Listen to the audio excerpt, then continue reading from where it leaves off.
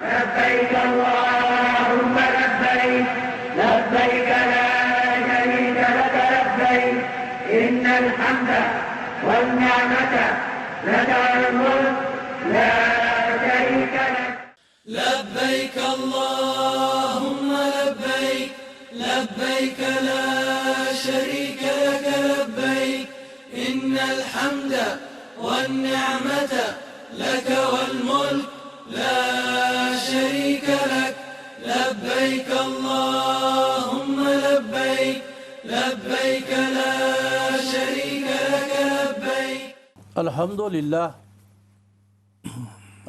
للہ وکفا وسلام علی عبادہ الذین اصطفیٰ خصوصاً علی سید الرسل وخاتم الانبیاء اما بعد فاعوذ باللہ من الشیطان الرجیم بسم اللہ الرحمن الرحیم وللہ علی الناس حج البیت من استطاع علیہ سبیلا ومن کفر فإن اللہ غنی عن العالمین آمنت باللہ صدق اللہ العظیم و صدق رسولہ النبی الکریم الامین ان اللہ و ملائکتہ یصلون علی النبی یا ایہا الذین آمنوا صلو علیہ وسلموا تسلیما۔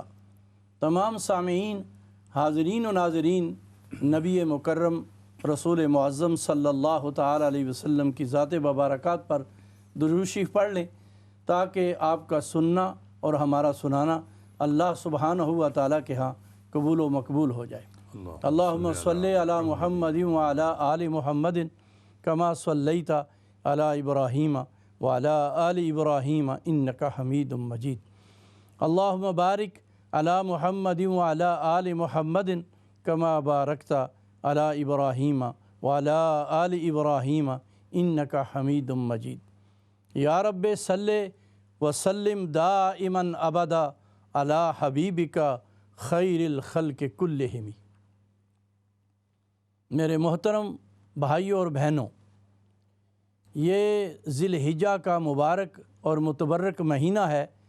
میں ابتدا ہی میں آپ کو اس کی مبارکباد دیتا ہوں کیونکہ اللہ سبحانہ و تعالیٰ نے اس مبارک اور متبرک مہینے میں جس طرح رمضان المبارک میں اللہ تعالیٰ نے رمضان کے دنوں اور راتوں کو مبارک کیا ہے، اسی طریقے سے اللہ سبحانہ و تعالیٰ نے ذی الحجہ کے مہینے میں دنوں کو بہت مبارک بات کا مستحق بنایا ہے۔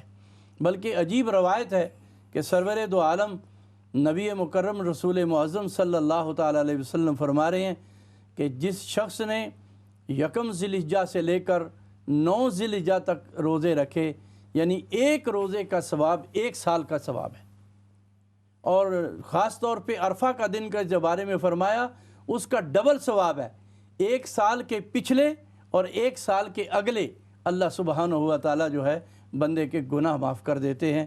تو یہ چونکہ عظیم برکتوں اور رحمتوں کا مہینہ ہے، اس لیے ہم نے اس میں اسی کو موضوع سمجھا کہ ہم اسی پر بات کریں۔ میرے ساتھ علامہ محمد اسماعیل صاحب بھی تشریف فرما ہے، وہ بھی کچھ اسی طرح کے ملے جلے خیالات کا اظہار کرتے ہیں۔ جی بسم اللہ الرحمن الرحیم۔ الحج اشہر معلومات فمن فرض فیہن الحج فلا رفث ولا فسوق ولا جدال فی الحج۔ صدق اللہ خالقنا العظیم۔ دنیا کے بت کدو میں پہلا یہ گھر خدا کا، ہم اس کے پاسباں ہیں یہ پاسباں ہمارا۔ الحمدللہ ہمارے لیے باعث مسرت اور سعادت کی بات ہے کہ ذی الحج کے جو ایام ہیں اور حج کا جو یہ مہینہ ہے، ہمیں یہ سعادت مل رہی ہے کہ ہم الحمدللہ حج کا جو ہے وہ بیان شروع کیے ہوئے ہیں، اور ہمارے ساتھ ماشاءاللہ سید غضنفر الرحمن صاحب بھی ہیں۔ تو بہت بڑی سامعین اور ناظرین کے لیے یہ سعادت کی بات ہے کہ وہ اس پروگرام سے کنٹینیو رہیں۔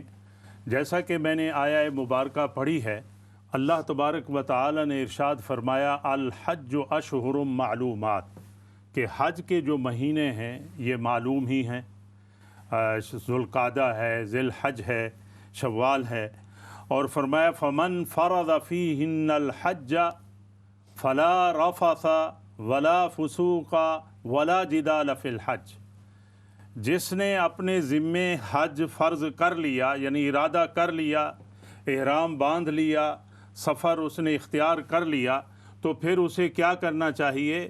فلا رفث، تو حج کے دنوں یا حج کے ان ارکان میں یا سفر میں فلا رفث، بیہودہ اور فحش کام نہ کرے، یعنی اگر احرام باندھا ہوا ہے تو وہ عورت کے قریب نہیں جا سکتا، ایسی فحش باتیں نہیں کر سکتا، اس سے اسے پرہیز کرنا چاہیے، زبان کی حفاظت کرنی چاہیے۔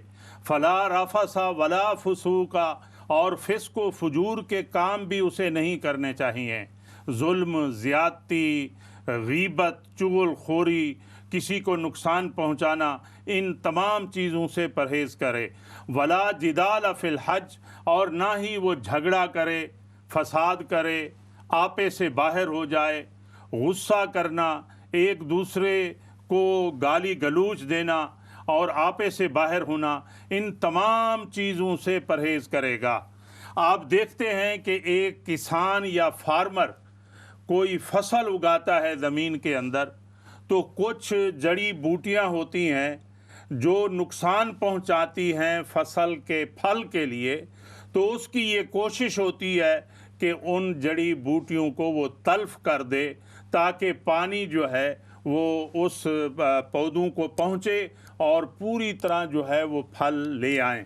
اسی طرح حج ایک بہت بڑا جو ہے ایک انعام ہے مسلمان کے لیے، ایک ایوارڈ ہے، جیسا کہ قرآن حدیث میں آتا ہے الحج المبرور لیس لہ جزاء الا الجنہ، فرمایا جو حج مبرور ہے اس کی جزا ہی جنت ہے۔ تو جب اللہ تعالیٰ اتنا بڑا انعام دینے والے ہیں تو کچھ اس کے تقاضے ہیں، کچھ آداب ہیں، کچھ واجبات ہیں کہ ہمیں ان کا خیال رکھنا ہوگا تاکہ ہمیں پورا کا پورا اس نعمت کا اجر ملے اور اس کا ہمیں ثواب ملے۔ جی شاہ صاحب۔ جی ماشاءاللہ۔ تو یہ حج ہی کے متعلق نبی رحمت صلی اللہ تعالی علیہ وسلم نے یہ بات ارشاد فرمائی، یہ ایسی نعمت ہے جسے حج مبرور مل گیا، جس کا حج مقبول ہو گیا، اللہ سبحانہ و تعالیٰ اس کو پاک کر دیتے ہیں۔ اور عجیب مثال دی، فرمایا جس طرح کپڑا جو ہے اس کو دھونے سے پاک ہو جاتا ہے، اور انسان جو ہے جب حج کے ارکان کرتا ہے اس سے پاک ہو جاتا ہے۔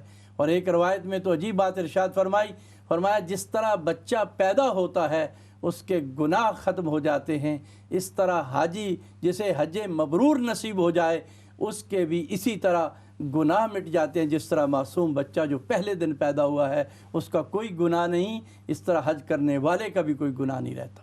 تو اس لیے ان نعمتوں کو، اور پھر یہ ہے کہ یہ جو لوگ کہتے ہیں کہ جی یہ تو امیروں کا کام ہے، غریب کہاں سے کرے گا، یہ اصل میں حج اس کو نصیب ہوتا ہے۔ میرے دماغ کے مطابق، میرے ذہن کے مطابق فرائض کا درجہ اپنی جگہ پہ ہے، کہ چونکہ میں نے جو قرآن مجید کی آیت پڑھی ہے اس میں اللہ سبحانہ و تعالیٰ نے بڑے خوبصورت انداز میں مخلوق خدا کو سمجھا دیا ہے کہ لوگو حج تو تم نے میرے لیے کرنا ہے۔ وَلِلَّهِ عَلَى النَّاسِ حِجُّ الْبَيْتِ مَنِ اسْتَطَاعَ لفظ کو سمجھے، جس کے پاس استطاعت ہے، کس کی؟ پیسے کی، کس کی؟ جسم کی طاقت کی، اور یہ چیزیں جس کے پاس نصیب ہے۔ بیمار تو نہیں جا سکتا، اور بیمار کیسے جائے گا، وہ تو دوسروں کو پریشان کرے گا۔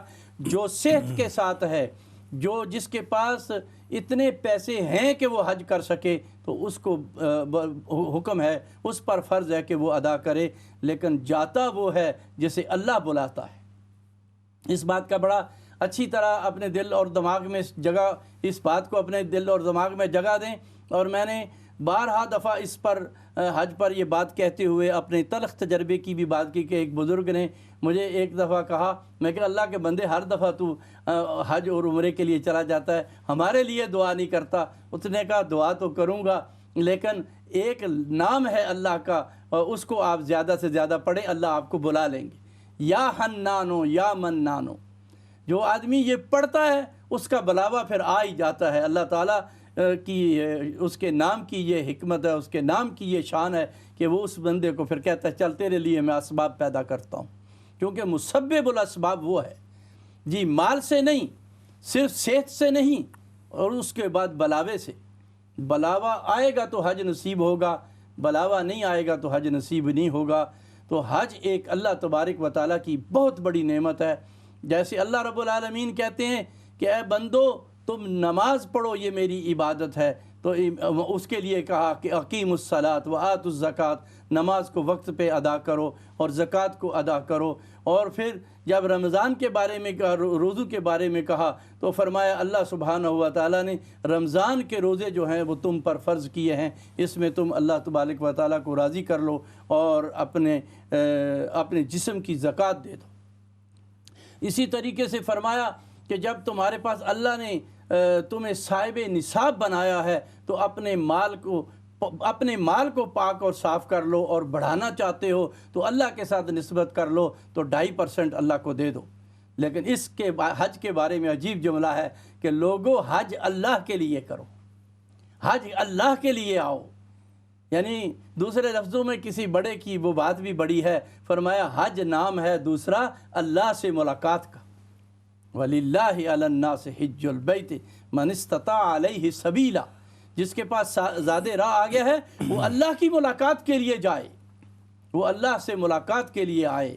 تو پھر چونکہ اس میں حج کے اندر اللہ سبحانہ و تعالیٰ نے یہ نہیں کہ بڑی وہاں نعمتیں ہیں جا کر آپ کے کھانے کے لیے آگے پڑی ہوئی ہیں، نہیں، وہاں تھوڑے کٹھن مسائل ہیں، تھوڑا یعنی بیت اللہ کے طواف کرنے میں، عبادت کرنے میں بھی تھوڑی دقت آ جاتی ہے۔ مخلوق خدا اس قدر ہوتی ہے کہ وہاں طواف کرنا بھی مشکل ہو جاتا ہے، سعی کرنا بھی مشکل ہو جاتا ہے، اور شیطان کو کنکریاں مارنا بھی مشکل ہو جاتا ہے۔ ان ساری مشکلات میں جب آدمی گھرا ہوا ہوتا ہے اور اس کے سامنے اجر اصل میں یہ ہوتا ہے کہ اللہ میرے زندگی بھر کے گناہوں کو معاف کر دیں گے، پھر اس کو وہ تکلیفیں محسوس نہیں ہوتی، پھر وہ ان چیزوں کو راحت سمجھتے ہوئے آگے بڑھتا ہے۔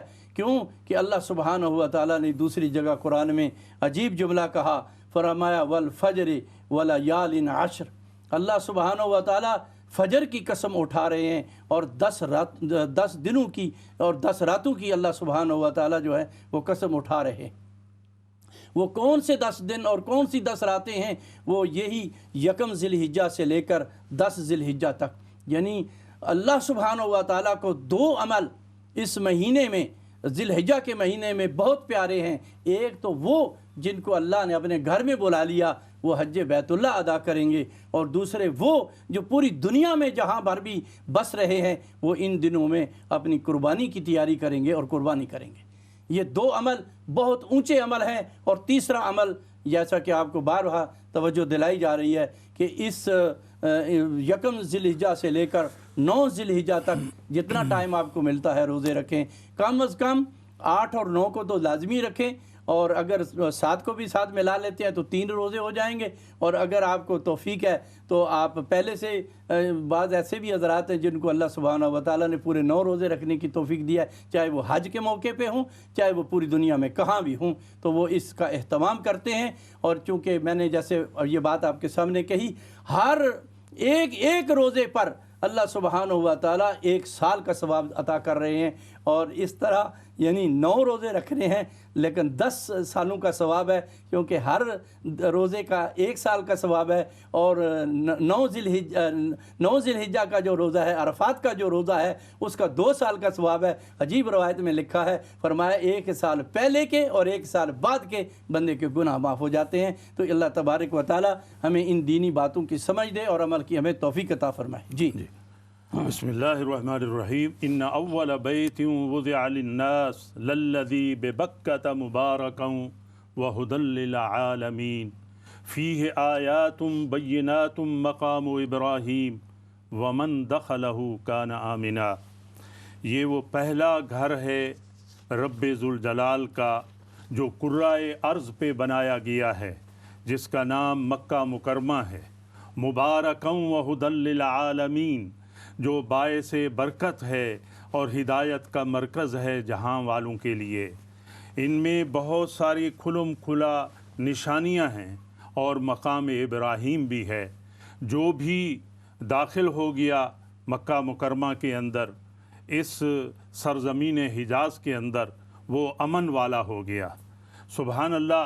جو شخص حج کا ارادہ کرتا ہے اس کو چاہیے کہ اپنے جو ہے وہ معاملات کو درست کرے، یعنی اگر کوئی قرض وغیرہ دینا ہے تو اس کا اہتمام کرے، یا ادا کر دے یا کسی کے ذمے بتا دے کہ بھئی میرے یہ معاملات ہیں، تم ان کو ٹھیک رکھنا۔ اور اسی طرح کوشش کرے کہ وہ حج کے احکام سیکھ لے پہلے۔ الحمدللہ جگہ جگہ اسلامک سینٹر موجود ہیں، کمیونٹی سینٹر موجود ہیں، اور ائمہ حضرات اور جو مساجد کے متولی حضرات ہیں اکثر وہ کلاسز بھی جاری کرتے ہیں اور حج اور عمرے کے احکام بھی سکھاتے ہیں۔ تو اتنا بڑا سفر ہے، یہ اتنا بڑا یہ مشن ہے اور اتنا بڑا یہ اعزاز ہے، ہمیں چاہیے کہ ہم حج کے احکام سیکھیں۔ اور خود سیدنا ابراہیم علیہ السلام فرما رہے ہیں وَأَرِنَا مَنَاسِكَنَا، اللہ اکبر۔ آقا نبی رحمت صلی اللہ علیہ وسلم فرما رہے ہیں خُذُوا عَنِّی مَنَاسِكَکُم، کہ مجھ سے حج کے احکام سیکھ لو۔ کیا شاعر نے خوب کہا ہے، حسرت رہ گئی حج کرنا نہ سیکھا تھا، حسرت رہ گئی حج کرنا نہ سیکھا تھا، کفن بردوش جا پہنچا مگر مرنا نہ سیکھا تھا۔ ہمیں چاہیے کہ حج کے ہم احکام سیکھیں۔ محرم کسے کہتے ہیں، بیت اللہ شریف جو ہے اس کی کیا عظمت ہے اور کیا تکریم ہے۔ ایک میرے سامنے حدیث آ رہی ہے، اللہ اکبر، میں اپنے سامعین کے گوش گزار کر دوں۔ حدیث پاک میں ہے، نبی مکرم صلی اللہ علیہ وسلم نے ارشاد فرمایا کہ بیت اللہ شریف پر روزانہ حضرت شاہ صاحب 120 رحمتیں اللہ تعالیٰ روزانہ نازل فرماتے ہیں۔ سبحان اللہ۔ جس میں 60 جو ہیں وہ مطوفین کے لیے ہیں جو طواف کرتے ہیں۔ یاد رکھ لیں، دنیا کے کسی کونے میں ایسی جگہ نہیں ملے گی، صرف اور صرف یہ اللہ کے گھر میں ہے۔ اور یہ طواف کی سعادت ایسے لوگوں کو حاصل ہوتی ہے جو یہ سفر کرتے ہیں حرمین شریفین کا۔ تو 60 ان لوگوں کے لیے ہے یہ رحمتیں ہیں جو طواف کرتے ہیں، اللہ اکبر۔ اور 40 ان لوگوں کے لیے یہ اللہ کی رحمتیں ہیں، للعاکفین فی البیت، جو بیت اللہ شریف میں بیٹھے رہتے ہیں، اعتکاف کرتے ہیں، عبادت کرتے ہیں، نوافل میں وقت گزارتے ہیں، تلاوت قرآن کا اہتمام کرتے ہیں۔ اور 20 ان لوگوں کے لیے ہیں، 20 للناظرین الی البیت، ان لوگوں کے لیے 20 اللہ کی رحمتیں ہیں جو اللہ کے گھر کو دیکھتے رہتے ہیں۔ سبحان اللہ۔ اللہ تعالیٰ نے کیا اعزاز اور کیا اکرام رکھا ہے کہ کتنی بڑی سعادتیں اسے ملتی ہیں۔ آپ دیکھیں کہ یہی بیت اللہ شریف ہے، وہاں آپ کو حجر اسود ملتا ہے، آپ کو رکن یمانی ملتا ہے، اللہ اکبر۔ یہ اسی طرح مقام ابراہیم، جیسا کہ میں نے قرآن کریم کی یہ آیت پڑھی ہے کہ مقام ابراہیم، اور فرمایا واتخذوا من مقام ابراہیم مصلی، فرمایا مقام ابراہیم پہ 2 نفل ادا کیجئے۔ حدیث میں آتا ہے کہ یہ حجر اسود اور اسی طرح یہ جو ہے رکن یمانی، یہ ایسے پتھر ہیں، اللہ اکبر اللہ اکبر، یہ جنت سے لائے گئے اور ان میں اتنی روشنی تھی، اللہ نے ان کی روشنی کو بند رکھا فرمایا کہ اگر اللہ ان کی روشنی کو کھول دیتے تو فرمایا مشرق و مغرب تک روشنی جو ہے وہ پھیل جاتی۔ حدیث میں آتا ہے رکن یمانی کے پاس جب ایک معتمر یعنی عمرہ کرنے والا، حج کرنے والا جب وہاں سے گزرتا ہے اور اسے چھوتا ہے تو فرمایا 70,000 فرشتے سبحان اللہ وہاں جو ہے اس کے لیے دعا کرتے ہیں۔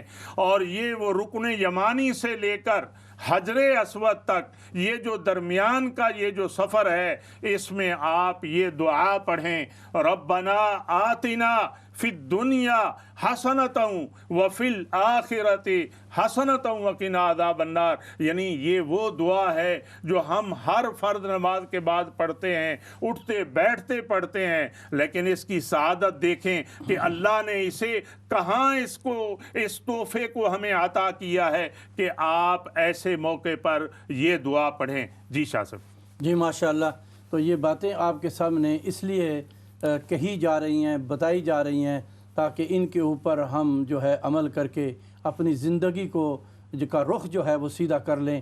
جیسا کہ حدیث شریف میں آتا ہے، اور میں تفسیر میں جب یہ دیکھ رہا تھا کہ اللہ سبحانہ و تعالیٰ نے بیت اللہ کو اس جگہ پہ رکھا ہے جو بالکل یعنی جس طرح ہتھیلی کے درمیان کا حصہ ہے، اسی طریقے سے پوری زمین کے اوپر جو بالکل درمیان کا حصہ ہے اس میں اللہ سبحانہ و تعالیٰ نے اپنے گھر کو بنایا ہے۔ سبحان۔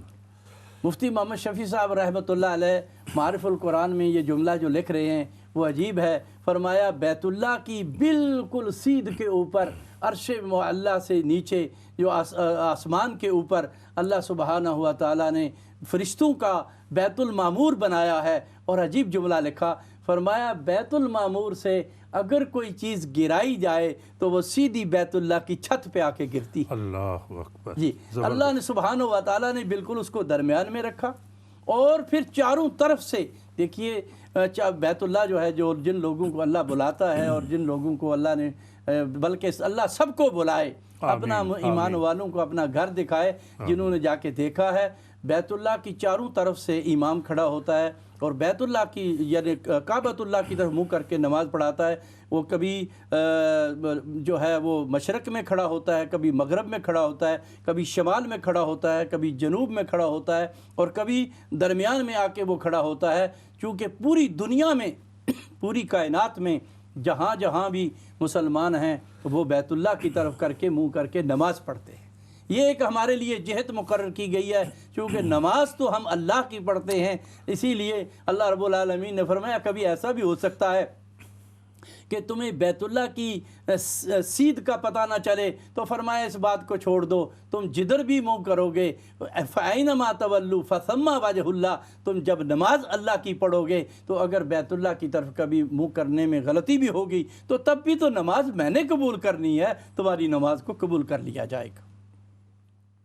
تو اس لیے یہ جو چیزیں ہیں ان ساری چیزوں کو سیکھ لینا چاہیے اور سمجھ لینا چاہیے۔ اور پھر یہ ہے کہ دیکھیے پوری دنیا سے مسلمانوں نے آنا ہے، اور کسی کے آنے میں دیر ہو جاتی ہے، کسی کے کوئی عمل کرنے میں دیر ہو جاتی ہے، تو فرمایا ہر چیز کے بارے میں ہم نے اللہ نے کیسے امت محمدیہ پر میں یہ سمجھتا ہوں احسان کیا ہے اور انعام دیا ہے کہ کبھی آپ مناسک حج میں مثلا طواف میں غلطی ہو سکتی ہے، سعی میں غلطی ہو سکتی ہے، رمی میں غلطی ہو سکتی ہے، جمرات کے جانے آنے میں اور اس میں بھی غلطی ہو سکتی ہے، فرمایا سب کا کفارہ ہو جائے گا، لیکن اگر تم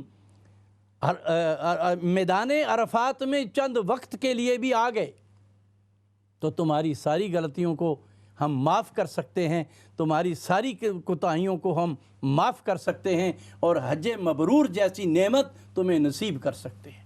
یعنی وہ کتنی مخلوق ہے، کتنے زیادہ لوگ ہیں جو اس وقت جہاں جمع ہوتے ہیں، تو فرمایا اس میں تھوڑی تھوڑی انسان ہیں، غلطیاں ہو سکتی ہیں، کسی کو کوئی ٹائم پہ ادھر نہیں پہنچ سکتا، کوئی ٹائم پہ ادھر نہیں پہنچ سکتا، فرمایا کہیں بھی نہیں پہنچے، پہلے ہم نے تمہارے لیے میدان 9 ذی الحجہ کی پہلی رات کو جو میدان عرفات میں آ گیا اس کے بھی گناہ معاف، اور جو اگلی رات تک، یعنی اس کے ساتھ 2 راتیں جوڑ دی ہیں، لیکن راتوں کو رات نہیں کہا گیا، اس کو یوم عرفات کے ساتھ منسلک کر دیا گیا ہے۔ جو پہلی رات میں آ گیا، میں ویسے بات سمجھانے کے لیے کہہ رہا ہوں، یعنی 8 ذی الحجہ کی رات کو پہلے آ گیا تو تب بھی، اور اگر 9ویں ذی الحجہ کی رات جو جا رہی ہے اس سے اگلی دن، یعنی جو اگلا صبح صادق سے پہلے 10ویں ذی الحجہ سے صادق سے پہلے بھی آ گیا، تب بھی اللہ سبحانہ و تعالیٰ چند وقت کے لیے اس نے آ کر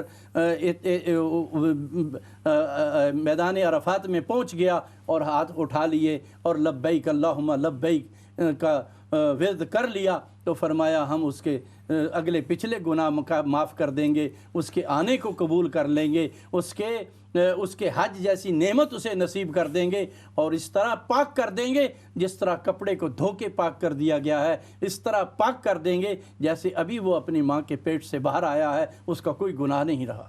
تو اس لیے ان نعمتوں سے پورا فائدہ اٹھائیے۔ اور نبی رحمت صلی اللہ تعالیٰ علیہ وسلم نے فرمایا، میں اس لیے تمہیں، جب ایک صحابی نے کہا کہ یا رسول اللہ کتنے حج ہم پہ فرض ہیں، آپ نے ایک بار خاموشی کی، پھر دوسری بار پوچھا، پھر تیسری بار پوچھا، فرمایا جتنا میں بتاتا ہوں اسی پہ عمل کرو، زیادہ نہ پوچھو، اگر میں ہاں کر دوں تو تمہارے لیے مشکلات بڑھ جائیں، میں نہیں چاہتا میری امت پر بوجھ آئے۔ حج فرض ایک ہی ہے، اس کے بعد آپ نفلی حج، اور اس کے بعد آپ کسی اور کی طرف سے جو ہے حج کرنا چاہیں تو کسی اور کو ثواب پہنچانا چاہیں تو وہ سب کچھ ہو سکتا ہے، لیکن فرض حج جو ہے وہ ایک ہی ہے، اور ایک ہی کو اللہ سبحانہ و تعالیٰ نے کرنے کا حکم دیا ہے۔ جی سبحان اللہ۔ یہ جو حج ہے جس کا آپ بیان ماشاءاللہ سن رہے ہیں، سیدنا ابراہیم علیہ الصلاۃ والسلام نے اس گھر کو بنایا، سیدنا اسماعیل علیہ الصلاۃ والسلام نے مزدوری کی، سبحان اللہ، اپنے باپ کے ساتھ مل کر اس کی بنیادیں کھڑی کیں، اللہ اکبر۔ جب یہ تعمیر ہو گیا تو اللہ تبارک و تعالی نے قرآن کریم میں فرمایا ہے، وَأَذِّن فِي النَّاسِ بِالْحَجِّ يَأْتُوكَ رِجَالًا وَعَلَىٰ كُلِّ ضَامِرٍ يَأْتِينَ مِن كُلِّ فَجٍّ عَمِيقٍ۔ سبحان اللہ، کہ اے سیدنا ابراہیم علیہ السلام، اب آپ حج کے لیے اعلان کر دیں۔ حضرت ابراہیم علیہ الصلاۃ والسلام فرما رہے ہیں کہ یہاں تو صحرا ہے، لک و دک ہے، بیاباں ہے، میری آواز کو کون سنے گا؟ فرمایا علیک الاذان وعلینا البلاغ، فرمایا تمہارے ذمے اذان، آواز دینی ہے، اعلان کرنا ہے اور پکار کر کہنا ہے، اور ہمارے ذمے ہے اس آواز کو کونے کونے تک پہنچا دینا۔ سبحان اللہ۔ آپ دیکھتے ہیں کہ کتنی متواتر قربانیاں ہیں، اور ہسٹری دیکھیں آپ، حرمین شریفین کی کتنی قربانیاں ہیں سیدنا ابراہیم علیہ الصلاۃ والسلام کی، اور اسی وجہ سے اللہ تبارک و تعالی نے جو ہے ان کو خلیل کا لقب عطا کیا، سماہ ربہ خلیلا، اللہ نے ان کا لقب جو ہے وہ خلیل عطا کیا۔ اور سبحان اللہ، وہ مقام ابراہیم ہے جہاں 2 نفل ہر عمرہ کرنے والوں کو، طواف کرنے والوں کو وہاں 2 نفل جو ہے وہ پڑھنے ہوتے ہیں، سبحان اللہ۔ اور یہ سعادت ایسے نہیں مل گئی، کیوں؟ آپ دیکھیں کہ سلمہ نفسہ الی النیران، الفاظ ہیں کہ انہوں نے اپنے نفس کو آگ کے سپرد کیا، اور اپنے مال کو ضیوف کی طرف جو ہے وہ قربان کیا، یعنی اپنے نفس کو آگ کی طرح کی سپرد کیا۔ قلنا یا نار کونی بردم و سلاما علی ابراہیم، اور اتنا سخاوت کرتے تھے، اتنا فیاض تھے، ان کی ضیافت کا اتنا چرچا تھا کہ دسترخوان پر بیٹھتے نہیں تھے جب تک کسی مہمان کو شامل نہ کر لیں۔ اللہ اکبر۔ وَوَلَدَهُ إِلَى الْقُرْبَانِ، اور اپنے بچے کو قربان کیا، اللہ اکبر، اور اپنے دل کو اللہ کی طرف لگا لیا، اللہ کی طرف لگا لیا۔ اتنی محبت کرتے تھے اللہ تعالیٰ سے، ان کے کلمات کو سن کر اتنا پیار کرتے تھے۔ میرے سامنے ایک واقعہ آ رہا ہے، میں چاہتا ہوں کہ آپ کے میں گوش گزار کروں۔ ایک مرتبہ فرشتے جو ہیں وہ سائل بن کر انسانی شکل میں آئے اور انہوں نے اللہ کی تعریف بیان کرنی شروع کر دی۔ اللہ اکبر! جب انہوں نے اللہ کی تعریف بیان کرنی شروع کر دی تو سیدنا ابراہیم علیہ السلام نے فرمایا کہ تم مجھے سناؤ، دوبارہ سناؤ۔ تو انہوں نے کہا کہ آپ ہمیں کیا دیں گے؟ اللہ اکبر! انہوں نے کہا کہ یہ بکریوں کا یہ ریوڑ ہے، یہ بھیڑ بکریاں ہیں، آپ اس میں سے آدھا لے لیں۔ تو انہوں نے پھر سنانا شروع کیا، تو پھر جب سنایا تو کہا کیا ہمیں دیں گے؟ فرمایا یہ آدھا بھی تم دوسرا بھی لے لو۔ دوسرا بھی لے لیا، لیکن شوق محبت، لیکن پیار محبت، ابھی اس کی پیاس بجھی نہیں ہے۔ فرمایا مجھے اللہ کی تعریف دوبارہ سناؤ، تیسری دفعہ سناؤ۔ تو فرمایا آپ ہمیں کیا دیں گے؟ فرمایا کہ ان بکریوں کو میں چرانے والا بن جاؤں گا، مجھے اپنا غلام بنا لینا اور ان بکریوں کو میں چراتا رہوں گا۔ اللہ تعالیٰ نے اسی وجہ سے ان کو خلیل کا لقب عطا کیا۔ اور جس داستان کو آپ سن رہے ہیں، سیدنا ابراہیم علیہ السلام نے اسی حرم شریف کو بنایا ہے۔ وہاں آپ دیکھتے ہیں حتیم بھی ہے، وہاں آپ دیکھتے ہیں حجر اسود بھی ہے، وہاں آپ دیکھتے ہیں آب زمزم بھی ہے۔ سبحان اللہ! یہ چشمہ جو رحمت کا ہے حضرت اسماعیل علیہ السلام کے ذریعے جو ہے وہ نمودار ہوا۔ اور آپ نے تاریخ پڑھی ہے کہ ابراہیم علیہ السلام کو جب حکم ملتا ہے کہ جاؤ کوچ کرو، اپنی گھر والی حضرت ہاجرہ کو ساتھ لے کر چلتے ہیں، اپنے لخت جگر اور شیر خار بچے اسماعیل علیہ السلام کو ساتھ لے کر چلتے ہیں اور ایسی جگہ چھوڑتے ہیں۔ اللہ اکبر! ربنا انی اسکنت من ذریتی بواد غیر ذی زرع عند بیتک المحرم، ایسی جگہ پہ چھوڑتے ہیں۔ اور آپ دیکھتے ہیں وہ لوگ جانتے ہیں جو فیملی رکھتے ہیں کہ کتنا بڑا امتحان تھا، کتنی بڑی آزمائش تھی کہ بڑھاپے میں اللہ نے حضرت اسماعیل عطا کیا اور حضرت ہاجرہ کو جو ہے وہ لے کر وہاں چھوڑتے ہیں۔ اور پھر آپ دیکھتے ہیں کہ کس آزمائش سے حضرت ہاجرہ گزرتی ہیں۔ اور پھر جب مشکیزہ تھوڑا سا پانی ہے اور کھجوریں ہیں، اور جب ختم ہو جاتی ہیں تو حضرت ہاجرہ کبھی صفا پہ چلتی ہیں، کبھی مروہ کی طرف دوڑتی ہیں۔ اللہ اکبر! اللہ تعالیٰ نے ان تمام کو شعائر دین بنا دیا، حج کے ارکان میں شامل کر لیا۔ دنیا کی کوئی ہستی ہے جب وہ جائے گا صفا بھی، مروہ جائے گا، اب حضرت آدم کیوں نہ ہوں، حضرت ادریس علیہ السلام کیوں نہ ہوں، حضرت زکریا علیہ السلام کیوں نہ ہوں، حضرت موسیٰ علیہ السلام کیوں نہ ہوں، حتیٰ کہ آقا نبی رحمت صلی اللہ علیہ وسلم بھی کیوں نہ ہوں، وہ صفا پہ بھی جائیں گے، مروہ پہ بھی جائیں گے، یہ سارے چکر لگائیں گے۔ اور آج کا امتی بھی اس وقت تک حج مکمل نہیں کر سکتا جب تک ان شعائر کو پورا نہیں کرے گا۔ سبحان اللہ و بحمدہ، سبحان اللہ العظیم۔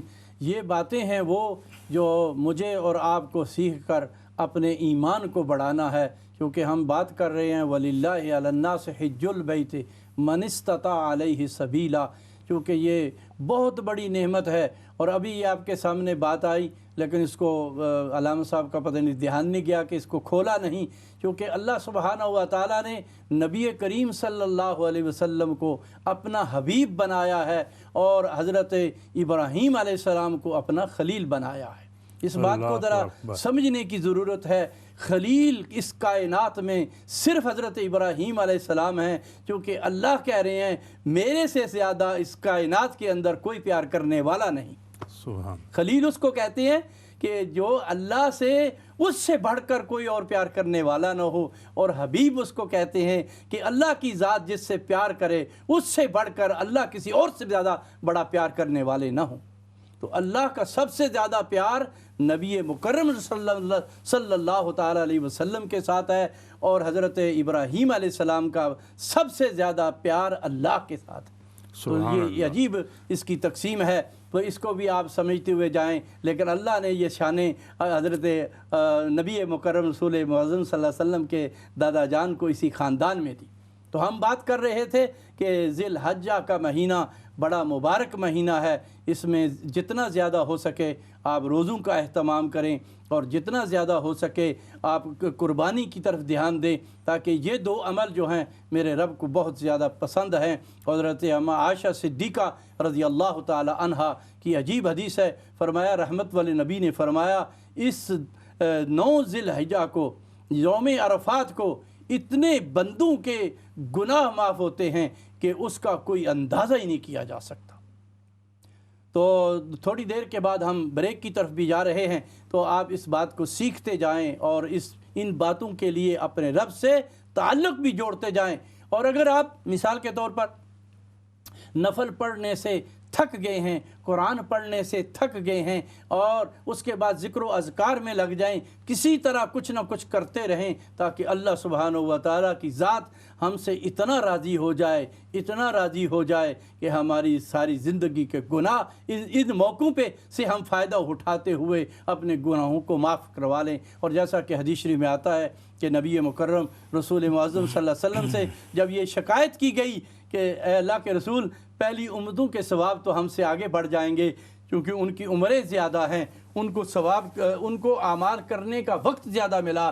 فرمایا اللہ نے تمہیں کچھ ایسے دن اور ایسی راتیں عطا کی ہیں، ان میں سے یہ بات میں آپ کے سامنے بار بار اس کو دہرا رہا ہوں کہ اس لیے یہ ایسے دن ہیں اور ایسی راتیں ہیں کہ اگر ہم اس میں ہم محنت کر لیں، کوشش کر لیں، تو ہم اپنے گناہوں کی معافی اور تلافی اللہ سبحانہ و تعالیٰ سے لے سکتے ہیں۔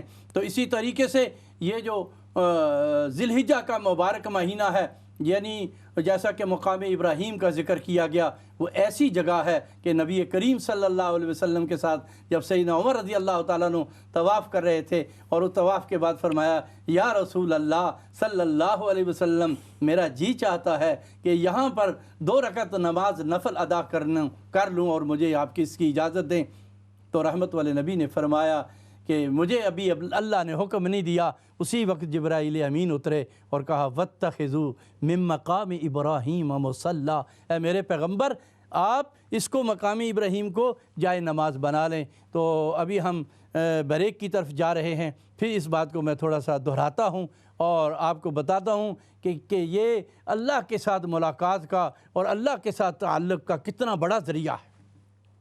یہ ذی الحجہ کا مہینہ ہے، اس سے پورا فائدہ اٹھانے کی کوشش کیجئے، پوری دنیا میں جہاں بھی ہیں اس سے فائدہ لیجئے۔ اللہ مجھے بھی اور آپ کو بھی عمل کی توفیق عطا فرمائے۔ ہمارے ساتھ جڑے رہیے۔ لبیک اللہم لبیک، لبیک لا شریک لک لبیک، ان الحمد والنعمت لک والملک لا شریک لک، لبیک اللہم لبیک، لبیک لا شریک لک لبیک۔ بسم اللہ الرحمن الرحیم۔ تو بریک سے پہلے ہم آپ سے ذی الحجہ کے مبارک اور متبرک مہینے کے بارے میں عرض کر رہے تھے، تو اسی طریقے سے اور بھی باتیں ہوتی رہیں گی۔ اب کال جو ہے وہ تقریباً اوپن ہے، تو اس میں آپ اگر حج کے متعلق یا قربانی کے متعلق کوئی بات کرنا چاہیں، یا اور جو کوئی مثال کے طور کے اوپر آپ کا کوئی مسئلہ ہے، تو اس پر اگر آپ بات پوچھنا چاہیں، بات کرنا چاہیں تو آپ کر سکتے ہیں۔ کتاب و سنت کی روشنی میں اللہ سبحانہ و تعالیٰ کے فضل اور اس کی رحمت کے ساتھ جو اس کا جواب بن پڑے گا وہ ہم عرض کریں گے، اور اگر سمجھ میں نہ آیا تو اس کو دوبارہ کسی دوسرے پروگرام میں عرض کر سکتے ہیں، کیونکہ اسلام جو ہے وہ ایک کامل مکمل دین ہے۔ کبھی ایسا بھی ہو سکتا ہے کسی بات کا مجھے پتہ نہ ہو، آپ کو پتہ نہ ہو، لیکن اللہ سبحانہ و تعالیٰ جو ہے وہ ہر بات کو جانتے اور سمجھتے ہیں، اور اسی کے بس میں ہے کہ وہ پورے علم کو احاطہ کیے ہوئے ہیں۔ تو جو اس کے علاوہ، اللہ کی ذات کے علاوہ جو بھی ہے جو بھی اللہ نے نبی اور رسول بھیجے ہیں وہ بھی اتنا جانتے ہیں جتنا رب تعالیٰ کی ذات ان کو بتاتے ہیں۔ تو رب تعالیٰ کے بتائے ہوئے اور نبی کریم صلی اللہ علیہ وسلم کے ارشادات کی روشنی میں بات ہوتی رہے گی۔ تو ہم بات یہ کر رہے تھے کہ ذی الحجہ کا مہینہ بڑا مبارک مہینہ ہے۔ اس مہینے میں دو نعمتیں تو ایسی ہیں، ایک نعمت کا جیسا کہ میں نے پہلے حصے میں یہ بات عرض کی، ایک پروگرام کا تعلق جس کا نام حج ہے وہ بیت اللہ کے ساتھ ہے، اور دوسرے پروگرام کا تعلق اللہ سبحانہ و تعالیٰ نے جوڑ دیا ہے پوری دنیا کے مسلمانوں کے ساتھ، جس کا نام قربانی۔ تو ایک کالر ہے ہمارے ساتھ، ان سے بات کرتے ہیں۔ جی کون اور کہاں سے؟ السلام علیکم ورحمۃ اللہ۔ وعلیکم السلام ورحمۃ اللہ وبرکاتہ۔ اعجاز خان بول رہا ہوں جی، لاہور سے۔ جی میں نے علامہ اسماعیل صاحب کا پروگرام دیکھ رہا ہوں، ماشاءاللہ بہت ہی اچھا ماشاءاللہ بتا رہے ہیں حج کے بارے میں، ماشاءاللہ جی بہت خوشی ہو رہی ہے ماشاءاللہ۔ جی تو حج کے بارے میں پتہ کرنا تھا، حج جس انسان کے اوپر قرض ہو وہ آیا حج پڑھ سکتا ہے اور قربانی بھی کر سکتا ہے یا نہیں کر سکتا؟ جی تو ایک ہی سوال ہے آپ کا؟ جی بس ایک ہی سوال ہے۔ ماشاءاللہ، چلیں ٹھیک ہے، سنتے رہیں اور دیکھتے رہیں۔ تو ہم بات یہ کر رہے ہیں کہ اس نعمت سے جس نے فائدہ اٹھانا ہے، ایک راستہ پوری دنیا میں ہے اور ایک جگہ خاص ہے مخصوص بیت اللہ، حج وہیں جا کے ہوگا۔ اور جیسا کہ ہمارے استاد نے ایک موقع پر بڑی عجیب ارشاد بات فرمائی تھی کہ ایک گھر ہے جو طواف کے قابل ہے، اس کو بیت اللہ کہتے ہیں، اور ایک ذات ہے جو عبادت کے قابل ہے، اس کو اللہ رب العالمین کہتے ہیں، اور ایک کتاب ہے جو ماننے کے قابل ہے، جو اطاعت کے قابل ہے، اس کو قرآن کے کریم کتاب اللہ کہتے ہیں، اور ایک ذات ہے رسول اللہ صلی اللہ علیہ وسلم کی، جن کی اطاعت و فرما برداری ہے، ان کو محمد الرسول اللہ کہتے ہیں۔ تو ابھی چونکہ ہمارے بھائی نے علامہ صاحب سے سوال پوچھا ہے تو جی جواب دیں۔ جی دیکھیے کہ قرض آج تو کوئی بھی ایسا شخص نہیں جو نہ کسی طریقے سے اس نے قرض نہ لیا ہو۔ قرض تو چلتا رہتا ہے اور جو ہے نظام بھی چلتا رہتا ہے۔ الحمدللہ، اللہ معاف کرے، کوئی ایسا مقروض ہے کہ بالکل اسے معلوم ہے کہ میں اس قرض سے اٹھنے والا نہیں ہوں اور اتنا وہ دبا ہوا ہے، اس کی ایک الگ بات ہے۔ لیکن عام طور پر یہ قرض جو ہے وہ انسان لے لیتا ہے، پھر سال 6 مہینے کے بعد واپس کر دیتا ہے، اور اگر اس کے پاس طاقت ہے تو وہ ضرور جو ہے کوشش کرے کہ وہ حج کرے، اس لیے کہ اور حج کرنے میں بھی جلدی کرنی چاہیے، حج کرنے میں بھی جلدی کرنی چاہیے، کیونکہ ہو سکتا ہے بعد میں بیمار ہو جائے، کوئی ایسا عارضہ لاحق ہو جائے، اللہ معاف کرے، یا سفر کی کوئی ایسی مشکلات آ جائیں، تو بہرحال اگر معمولی ایسا کوئی قرض ہے تو وہ رکاوٹ نہیں ہے۔ کوشش کرے کہ انسان کو پتہ ہوتا ہے، اپنے معاشی حالات کا بھی، اپنے معاملات کا بھی پتہ ہوتا ہے، تو وہ یہ تو چلتا رہتا ہے۔ کوشش کرے کہ اگر وہ صاحب استطاعت ہے تو وہ حج کرنے میں جلدی کرے۔ اسی طرح حضرت شاہ صاحب ہم تھوڑا سا مسائل بھی بتائیں لوگوں کو، تو اسی طرح جو عورت ہے وہ جو ہے محرم کے بغیر سفر نہیں کر سکتی، چاہے وہ کتنا بھی مالدار کیوں نہ ہو، اس کے ساتھ محرم کا جو ہے وہ ہونا ضروری ہے۔ اور چونکہ یہ ہنگامی زندگی ہے، یہ عظیم سفر ہے، اور کبھی رات کہیں اور کبھی دن کہاں، اس لیے ضروری ہے کہ وہ محرم جو ہے ان کا ساتھ جو ہے وہ ضروری ہے۔ اور حج کے جو ہے یہ حج جو ہے یہ اسلام کا 5واں رکن ہے۔ حدیث میں آتا ہے جو طاقت رکھتا ہے اور بیمار بھی نہیں اور حکومت کی طرف سے کوئی رکاوٹ بھی نہیں اور پھر وہ حج نہیں کرتا، تو فرمایا کہ اللہ کے پیغمبر صلی اللہ علیہ وسلم نے ارشاد فرمایا وہ یہودی ہو کر مرے یا عیسائی ہو کر مرے تو اللہ کو اس کی کوئی پرواہ نہیں ہے۔ ہم اکثر ایسا کرتے ہیں شاہ صاحب کہ جب حج ہمارے اوپر فرض ہوتا ہے اور ہم اس کو مؤخر کرتے رہتے ہیں کہ ابھی کاروبار ہم شروع کر لیں، بچی کے ہاتھ پیلے کر لیں، بچی کی شادی کر لیں، بچے کو بیاہ دیں، اور اس طرح کرتے کرتے ہم بڑھاپے میں چلے جاتے ہیں۔ اور پھر کیا ہوتا ہے، حالانکہ حج جو ہے یہ جوانی کا نام ہے، آپ حجر اسود پہ کتنی بھیڑ ہوتی ہے، طواف کی کس قدر مشکلات ہیں، تو انسان کو کوشش کرنی چاہیے کہ حج میں جلدی کرے اور یہاں سے مسائل سیکھ کر جائے۔ اور خاص طور پر جو ہے وہ حج کی جو دعائیں ہیں، مثال کے طور پر حجر اسود پر کیا دعا ہے، پانی جو ہے آب زمزم جب آپ پیتے ہیں اس کی کیا دعا ہے، صفا اور مروہ کی کیا دعا ہے، مزدلفہ میں جب آپ رات گزارتے ہیں تو وہ کیا دعا ہے، اور اسی طرح عرفات میں جب آپ کھڑے ہوتے ہیں تو وہاں کس طرح کھڑے ہونا ہے۔ مجھے کچھ اشعار جو ہے میرے سامنے ہیں تو میں چاہتا ہوں کہ تھوڑا سا سامعین کو محظوظ کر لوں۔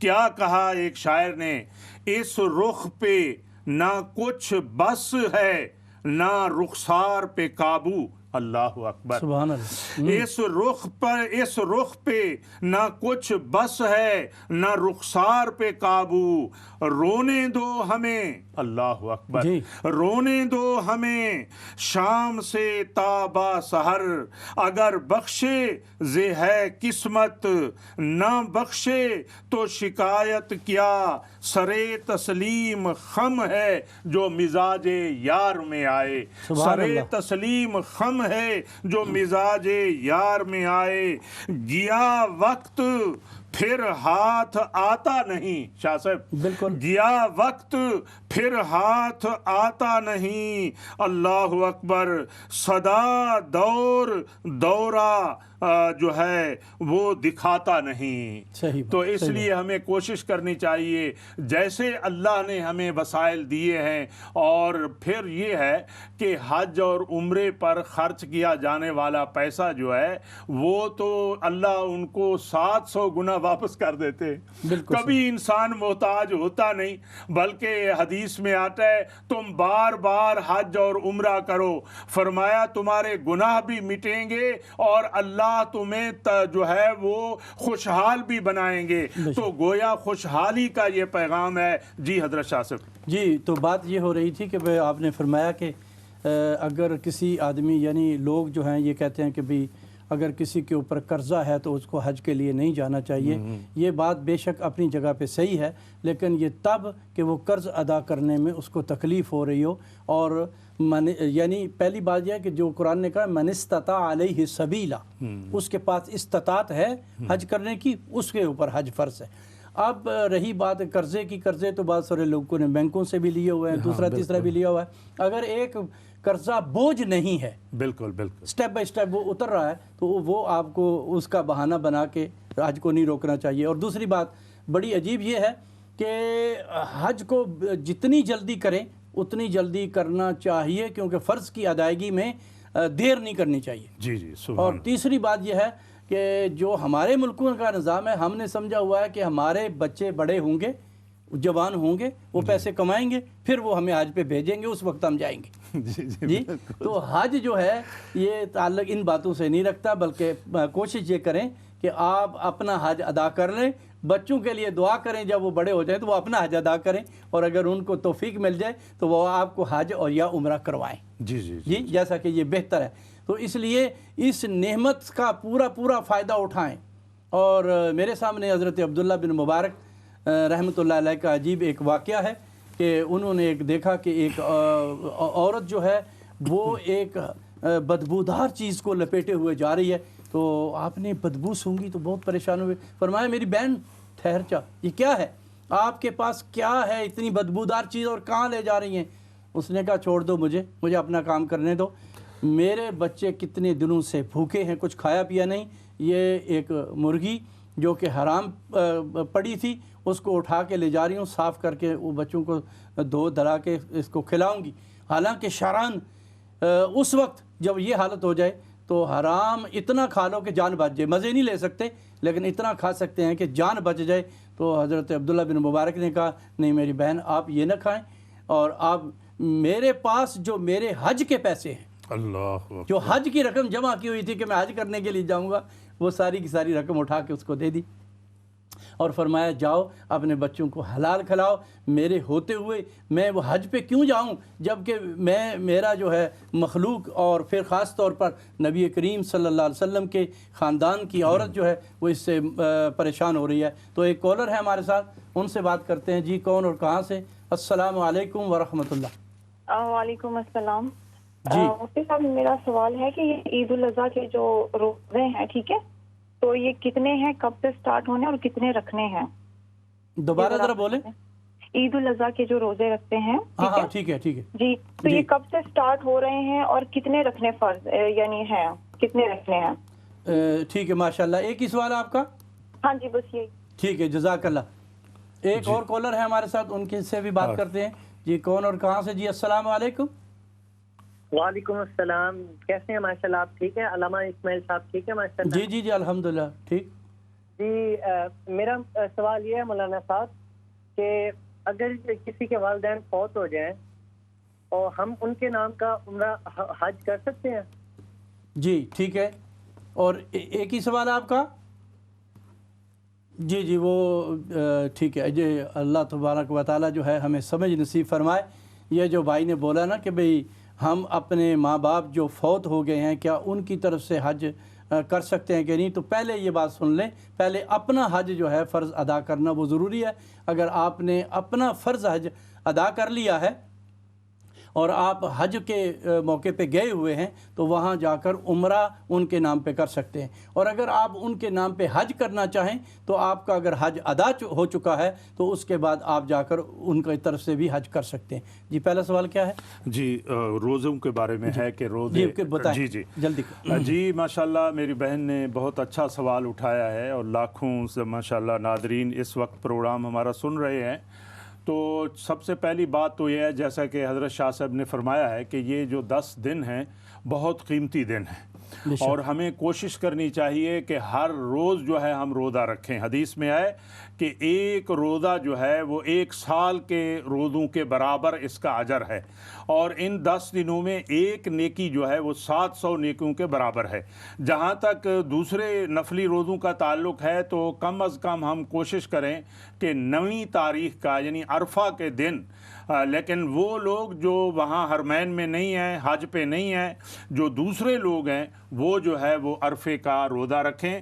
حدیث میں آتا ہے یعنی 9 ذی الحج کو، اور یکفر السنہ الماضیہ والباقیہ، فرمایا یہ 1 سال کے اگلے اور پچھلے گناہوں کو معاف کر دیتا ہے۔ اور اسی طرح 9 تاریخ کو شاہ صاحب یہ بھی بتا دیں۔ جی ایک اور کالر ہے ہمارے ساتھ، جی بتاتے ہیں جزاک اللہ۔ تو ایک کالر ہے ماشاءاللہ، جی کون اور کہاں سے؟ جی السلام علیکم۔ وعلیکم السلام ورحمۃ اللہ وبرکاتہ۔ میرا نام چودھری عارف الدین خان ہے، میں والسل سے بول رہا ہوں۔ جی جی جی ماشاءاللہ ماشاءاللہ۔ تو شاہ صاحب کو، آپ کو بھی اور علامہ صاحب کو بھی بہت بہت سلام۔ آپ کا پروگرام سن کر بہت خوشی ہوئی ہے، جزاک اللہ۔ کافی عرصے کے بعد آپ دونوں رات کو اکٹھے دیکھا ہے۔ اچھا اچھا ماشاءاللہ۔ تو پروگرام بھی بہت اچھا ہے ماشاءاللہ۔ آج کے فضائل بہت اعلیٰ طریقے سے آپ اکثر طریقے سے بیان کر رہے ہیں۔ تو میں بھی چھوٹی موٹی کتابیں پڑھتا ہی رہتا ہوں، لیکن جو کتابیں پڑھ کر ذہن میں اتنا نہیں آتا جتنا آپ سن کر جو ہے علماء کرام سے وہ علم حاصل ہوتا ہے، وہ پڑھ کے نہیں حاصل ہوتا۔ جی جی صحیح بات ہے صحیح بات ہے۔ اللہ آپ کو جزائے خیر دے۔ جی اللہ آپ کو جزائے خیر عطا فرمائے۔ جی تو یہ جو بات ابھی روزوں کے بارے میں میری بہن نے پوچھی تھی، اس پر علامہ صاحب بول رہے تھے، اور اس نے پوچھا کہ بھئی ہم کتنے روزے رکھیں اور کب سے رکھیں۔ ذی الحجہ کی آج غالباً 2 ہے، یعنی پہلی 1 ذی الحجہ سے لے کر 9 ذی الحجہ تک روزے رکھ سکتے ہیں۔ تو اس کے بعد 10 11 12 3 دن روزہ نہیں رکھا جا سکتا، یعنی عید کے 3 دن ہیں۔ اس کے بعد بھی آپ اگر نفلی روزہ رکھنا چاہیں تو رکھ سکتے ہیں۔ تو یہ یعنی میں بات یہ عرض کر رہا تھا عبداللہ بن مبارک رضی اللہ تعالیٰ عنہ کی، تو انہوں نے فرمایا کہ میرے حج کے پیسے جمع کرنے کا کیا فائدہ کہ ایک نبی اکرم صلی اللہ علیہ وسلم کے خاندان کی سیدہ عورت جو ہے وہ اس معاملے سے پریشان ہے، تو آپ نے وہ پیسے ان کو دے دیے۔ اور پھر جب لوگ حج سے واپس آئے تو بہت سارے لوگ آپ کو ملنے کے لیے آئے اور آ کر کہا کہ عبداللہ بن مبارک سے کہا کہ آپ کے ساتھ جب حج کرنے کا بڑا مزہ آیا، وہاں جو آپ نے دعا کی اس میں بڑا مزہ آیا، جو عرفات میں آپ نے بیان دیا اس میں بڑا مزہ آیا، اور جو آپ نے دعائیں کی وہ بڑا مزہ آیا۔ حضرت عبداللہ بن مبارک اپنی جگہ پہ پریشان ہے، یا اللہ میں تو گیا ہی نہیں، یہ کیا معاملہ ہے کہ لوگ مجھے بار بار یہ کہہ رہے ہیں کہ آپ کا یہ ہوا یہ ہوا یہ ہوا۔ تو اللہ سبحانہ و تعالیٰ نے ان کو خواب میں بتایا کہ اے عبداللہ بن مبارک تو نہیں گیا، لیکن تو نے میری راہ میں اپنا مال خرچ کر کے ایک عورت کو جو حرام کھانے سے بچا لیا، حلال اپنے سارے پیسے اس کو حج کے دے دیے۔ تو فرمایا ہم نے تیری شکل میں ایک فرشتے کی ڈیوٹی لگا دی کہ جا کے عبداللہ بن مبارک کی طرف سے حج کر۔ اللہ، تو اس نے حج کیا ہے آپ کی طرف سے۔ تو عبداللہ بن مبارک کون؟ اتنا بڑا آدمی جو امام اعظم ابو حنیفہ کا بھی استاد ہے، وہ یہ کہہ رہا ہے کہ اگر میں جاتا تو پتہ نہیں مجھ سے کتنی غلطیاں ہوتی۔ ابھی علامہ صاحب نے آپ کے سامنے یہ بات کہا کہ خدا کے لیے کچھ سیکھ کے جاؤ جی، یہ دین کو ایسا نہ سمجھو کہ یہ ہم سیکھے ہوئے ہیں، ہم یہاں بیٹھے ہوئے نا، ہمیں بھی کچھ نہیں آتا، ہم بھی طالب علم ہیں۔ اللہ کی قسم کھا کے کہہ رہا ہوں، یہ ڈر لگتا ہے ہر بات کو بیان کرتے ہوئے کہ کہیں کوئی غلطی نہ آ جائے جی، بجائے ثواب پہ اللہ کی پکڑ نہ آ جائے۔ تو عبداللہ بن مبارک کہہ رہے ہیں کہ یا اللہ تیرا کتنا کرم ہے مجھ پر، اگر میں بھی جاتا تو مجھ سے پتہ نہیں حج کے دوران کتنی غلطیاں ہوتی، اور تو نے میری شکل میں میرے رب تو نے ایک فرشتے کو بھیج کے میرا حج ادا کروا دیا، اور وہ حج مبرور جی، وہ ایسا حج جس کا اتنا بڑا درجہ ہے کہ حج مبرور کا درجہ کیا ہے؟ جزاء فی الجنہ، اس کی جزا صرف جنت ہے کہ آپ سیدھے جنت میں جائیں گے۔ تو اس لیے ان کاموں کو جو ہے نا، مخلوق خدا پہ رحم بھی کیجئے، فرض کی ادائیگی اپنی جگہ پہ ہے، لیکن اگر کسی کے پاس مال ہے وہ بار بار بھی جا سکتا ہے، لیکن وہ یہ کہ بار بار کیسے جا سکتا ہے؟ اللہ کا بلاوا آیا ہوتا ہے اس کو، اللہ پسند کر رہے ہیں اس کو، تو اس کے جانے میں کوئی حرج نہیں۔ لیکن مخلوق خدا کے بھلے کے لیے بھی خاص طور پر ان حالات میں، کبھی جو حالات آپ کے سامنے گزر رہے ہیں، اور کچھ پہلے 2-3-4 مہینے آپ نے گزرے ہیں، کس طرح کٹھن حالات ہیں، تو ان حالات میں دیکھیں کہ ہمارا کوئی پڑوسی پریشان تو نہیں، ہمارا کوئی جاننے والا پریشان تو نہیں، اس کے ہاتھ پر جو ہے یہ بھی میں بات بارہا دفعہ کہتا ہوں کہ یہ بھی مت بتاؤ کہ میں تجھے زکوٰۃ کے پیسے دے رہا ہوں، وہ یہ نہ سمجھے کہ اپنی میل کچیل دے رہا ہے۔ زکوٰۃ کے پیسوں کا تعلق صرف چیریٹیوں کے ساتھ ہے، کیونکہ انہوں نے ان کو پھر لگانا ہوتا ہے اپنے، لیکن جس ایک آدمی جو کوئی مسکین ہے، کوئی غریب ہے، کوئی یتیم ہے، اس کو آپ کو دے رہے ہیں، کوئی بتا کے دینا ضروری نہیں ہے، کیونکہ جس کے لیے دے رہے ہیں اور جس کے لیے دے رہے ہیں اور جس کو راضی کرنے کے لیے دے رہے ہیں، وہ آپ کی نیتوں کو جان رہا ہے جی، اس لیے چھپا کے دیں اور بتا کے دینے کی ضرورت نہیں ہے۔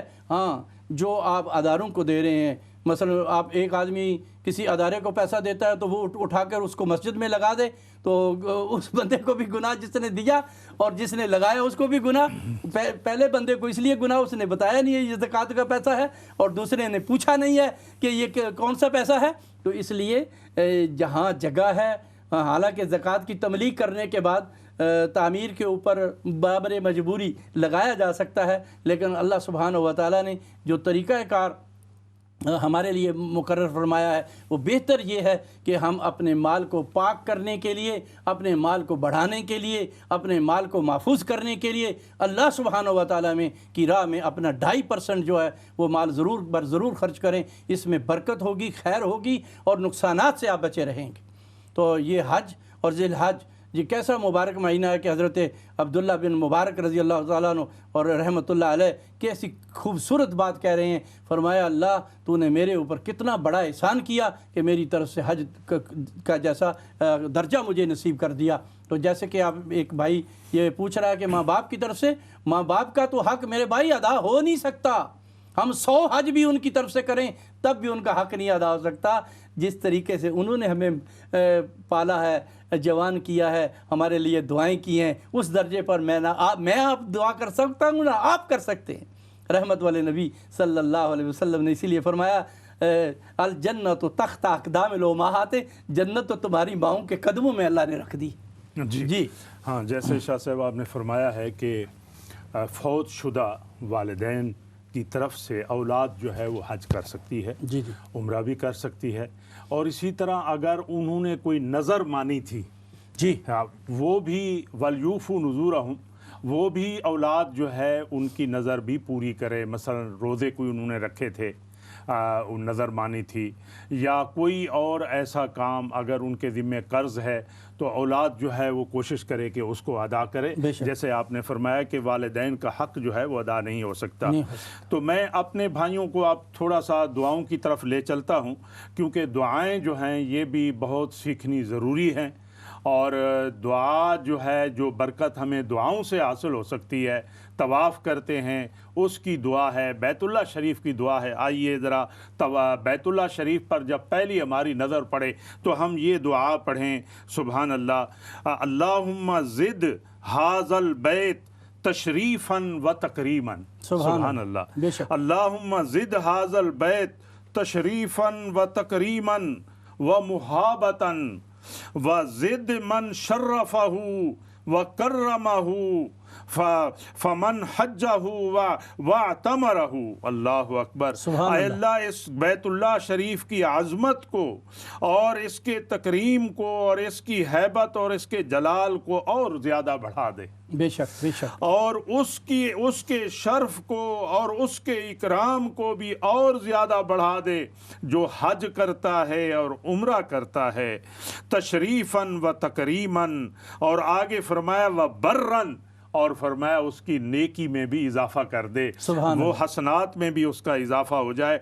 और इसी तरह जब आप हजर अस्वद के करीब खड़े होते हैं तो ये दुआ करें, अल्लाहुम्मा ईमानम बेका व तस्दीकम बे किताबिका, सुभान अल्लाह, अल्लाहुम्मा ईमानम बेका व तस्दीकम बे किताबिका व वफ़ाअन बे अहदिका व इत्तिबाअम बे सुन्नत नबीका मुहम्मदुन सल्लल्लाहु अलैहि वसल्लम। माशाअल्लाह, ये जो बातें आप कर रहे हैं इसके लिए ये सब लोगों को इस बात को ज़हन में रखना चाहिए कि ये बात खरी है, हरगिज़ नहीं है खोटी। सुभान अल्लाह, ये बात खरी है, हरगिज़ नहीं है खोटी, अरबी में नज़्म मिल्लत और बीए में सिर्फ रोटी। अल्लाह। एक कॉल हम ले लेते हैं और उसके बाद जवाब तो फिर बाद में देंगे। जी कौन और कहाँ से? जी अस्सलाम वालेकुम वरहमतुल्लाह। वालेकुम अस्सलाम वरहमतुल्लाह वबरकातुहू। हज़रत मैं ब्रैडफोर्ड यॉर्कशायर से याद कर रहा हूँ। हुज़ूर दो या तीन बातें पूछनी है। पहली बात ये पूछनी है कि जिस वक़्त आदमी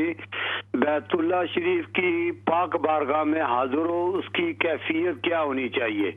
सुभान अल्लाह। तो उसके बाद बैतुल्लाह शरीफ में अगर दिल अंदर जाकर दिल उगता है तो फिर कितनी देर तक, जिस वक्त दिल खुश हो जाए उस वक्त तक बैतुल्लाह शरीफ को ना छोड़ने की जो तदबीर उलमाए किराम के साथ देते हैं।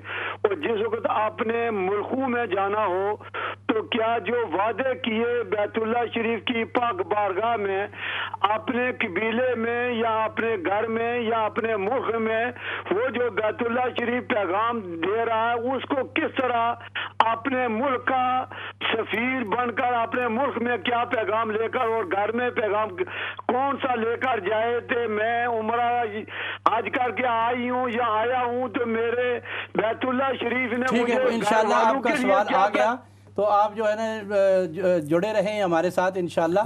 और ब्रेक के बाद हम दोबारा हाज़िर होते हैं तो फिर आपके सवाल का जवाब देंगे। आपने बहुत पुरमग़ज़ ईमान अफरोज़ बात की तरफ जो है तवज्जो दिलाई है और इंशाल्लाह इस पर हम बात करते हैं। अल्लाह सुब्हानहू व तआला हमें दीन की हमें समझ नसीब कर दे और हर वक्त ये दुआ करते रहें कि अल्लाह हमें इसके अमल की भी तौफीक अता कर दे। तो फिर हमारे साथ जुड़े रहें। ब्रेक के बाद फिर दोबारा हाज़िर होते हैं। लब्बैक अल्लाहुम्मा लब्बैक, लब्बैक ला शरीक लक लब्बैक, इन्नल हम्द वन निअमत लक वल मुल्क ला शरीक लक, लब्बैक अल्लाहुम्मा लब्बैक, लब्बैक ला शरीक लक लब्बैक। बिस्मिल्लाहिर्रहमानिर्रहीम। तो ब्रेक के बाद दोबारा हम आपकी खिदमत में हाज़िर हैं। तो ज़िलहिज्जा के मुबारक और मुतबर्रक महीने के बारे में बात हो रही थी। तो अभी हमारे एक भाई हमसे सवाल कर रहे थे कि जब बैतुल्लाह पे पहली नज़र पड़ती है तो उस वक़्त क्या दुआएं करनी चाहिए। पहली बात तो यह है कि अगर अरबी की दुआएं मैं और आप सीख लें तो वो सबसे ज़्यादा बेहतर और अफजल हैं। और दूसरी बात जो एक बड़ी अजीम बात यह है कि बैतुल्लाह की नज़र जब पहली आपकी पड़ती है تو اس میں آپ سب سے پہلے تو میرے ذہن میں یہ بات ہے کہ آپ یہ دعا کریں کہ اے اللہ میں زندگی میں جو بھی دعا کروں میری دعا کو مستجاب الدعوات بنا دے۔ زبردست۔ یہ ایسی دعا ہے کہ آپ جو بھی اس کے بعد دعا مانگا کریں گے اللہ سبحانہ و تعالیٰ اسے قبولیت عطا کریں گے، کیونکہ مستجاب الدعوات جو ہو گیا اس کی سمجھو دنیا بھی بن گئی آخرت بھی بن گئی، اس کے سارے کام ہو گئے۔ تو جتنا آپ دعا مانگ سکتے ہیں، جتنی دیر آپ دعا مانگ سکتے ہیں ضرور مانگیں، لیکن اس بات کا خیال رکھیں کہ آپ کہیں نماز سے لیٹ نہ ہو جائیں، چونکہ وہاں رش ہے، اور کہیں آپ وضو کے چکر میں بعد میں، یا وضو پہلے سے ہو تو بہتر ہے، کیونکہ جب آدمی سفر سے جاتا ہے بعض اوقات موقع نہیں ہوتا کہ وہ جا کر جو ہے پہلے وضو سے ساری چیزوں سے فارغ ہو کر آئیں، تو زیادہ بہتر ہوتا ہے اپنے جگہ پہ اتریں اور وہاں سے آپ باوضو ہو کر آئیں، اور بہتر اور افضل یہ ہے کہ بیت اللہ کی پہلی نظر پہ آپ جو بھی دعا مانگیں گے انشاءاللہ وہ قبولیت کے اعلیٰ درجے میں جائیں گی۔ اور میرے ایک بزرگ دوست نے مجھے عجیب بات سنائی تھی کہ فرمایا جب بیت اللہ میں آپ داخل ہوتے ہیں تو آپ اپنی نظر کو نیچا رکھیں اور آگے کو چلتے جائیں، جب کعبۃ اللہ بالکل آپ کے سامنے آ جائے، پورا نظر آئے، تو اس وقت کہیں بھی بیٹھ جائیں، کہیں بھی کھڑے ہو جائیں اور پھر دعا کریں۔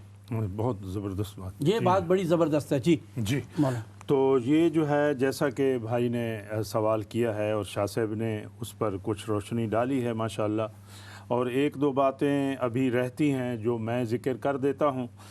تو انہوں نے فرمایا، ہمارے بھائی نے جو کالر ہیں سوال کرنے والے ہیں، کہ وہاں دل بعض دفعہ نہیں لگتا، یا دل میں جو ہے نا تھوڑا سا بوجھ پڑتا ہے، یا ایسے ظاہر بات ہے کہ جب آپ اللہ کے گھر جا رہے ہیں تو شیطان کی بھی کوشش ہوتی ہے کہ یہ جو انعام ان کو ملنے والا ہے تو اس کی یہ رکاوٹ اور کوشش ہوتی ہے کہ اس انعام میں اور اس اکرام میں ان کا جو اجر ہے اسے کم ملے۔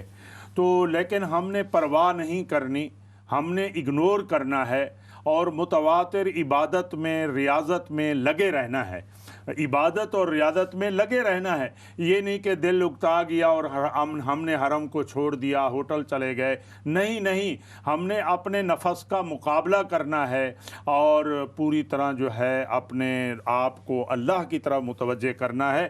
تو پھر جیسے ایک سواری ہوتی ہے، جب آپ اسے لگام ڈال دیتے ہیں تو وہ آپ کے قابو میں آ جاتی ہے، اسی طرح نفس جو ہے یہ بھی جو ہے کبھی کبھی ادھر ادھر منتشر کرنے کی کوشش کرتا ہے، لیکن آپ اللہ کے گھر سے جڑے رہیں اور روئیں وہاں جا کر، اور اے اللہ تیرا احسان ہے، تیرا فضل ہے کہ تو نے مجھے اپنا گھر دکھایا ہے، حبیب کا روضہ اطہر دکھایا ہے، مسجد نبوی کی زیارت کرائی ہے، حتیم مجھے دکھایا ہے، حجر اسود مجھے دکھایا ہے۔ تو اس لیے کبھی بھی آپ جو ہے وہ دل نہ آپ کا اکتائے، اور اگر کوئی ایسی کیفیت ہو تو آپ چھوڑے نہیں، میدان کو چھوڑے نہیں۔